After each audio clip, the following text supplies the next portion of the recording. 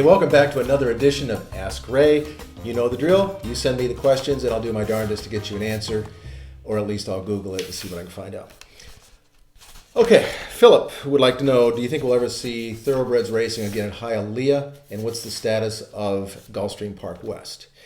Well, the status of Gulfstream Park West is, my understanding is the contract between Gulfstream Park, the Stronach Group, and Calder, Churchill Downs Inc. ends this year. This will be the last year of racing at Calder, Gulfstream Park West, unless they extend the agreement. And I don't know. I don't think that's going to happen. That land is being developed around the actual racetrack, and I think it's in Churchill Downs' best interest to just move on. Second part, Hialeah has a quarter horse permit. They're currently running quarter horse match races there in order to keep the casino license and the card club license. They would need to get a thoroughbred permit in order to run thoroughbreds there. Now, they could conceivably do that if the Stronach Group doesn't oppose it, and they could probably get by without having a stable area. There would be no training there. They would just ship in to race. The turf course obviously will need a lot of work since it hasn't been used for a long time. There's a lot of things there that need to be fixed before you can have racing, thoroughbred racing at Hialeah. But the structure, the grandstand is still in good shape. They do have a casino that's now at the top of the stretch, and it's a very nice casino.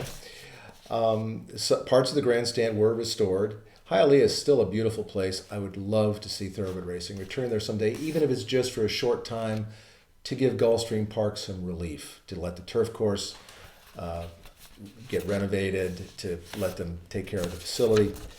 So things have to happen, but it is possible. The question here from Toby wants to know, why are Churchill Downs tracks not available for NHC tournaments?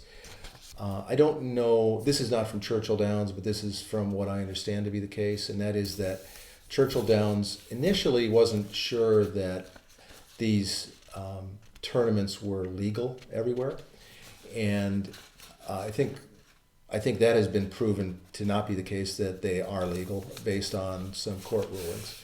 But more importantly, I think Churchill looks at it and has made a business decision that it's just not worth it for them. They feel like maybe instead of playing into the pari-mutuel pools, tournament players are playing tournaments, and Churchill Downs would be losing handle on races.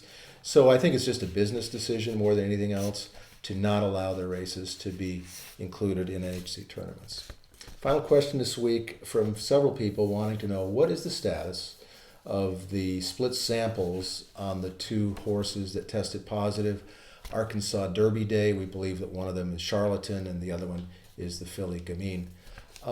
These things take time. Don't think the split samples had been at the laboratory even a week, and it's not like they're going to drop everything else they have going on at the lab and just do those. Just to give you some perspective, cases like this can drag on for months. The 2008 Breeders' Cup, there was a mare named Wait a While who finished third, subsequently tested positive for procaine. She was treated with a penicillin for a fever. About 3 weeks before her race, the drug lingered in her system, and she tested positive for that. The split sample process took time. That case went from late October of 2008 until mid-April of 2009, when they finally had a steward's hearing, and I think a steward's ruling came out 10 days later, disqualifying her from third place and refunding the purse money or redistributing the purse money. So these things do take time. For those who are anxious to find out the results, I would say just chill. It'll be a while. Wait a while. That's going to do it for this edition of Ask Ray. We'll see you next time.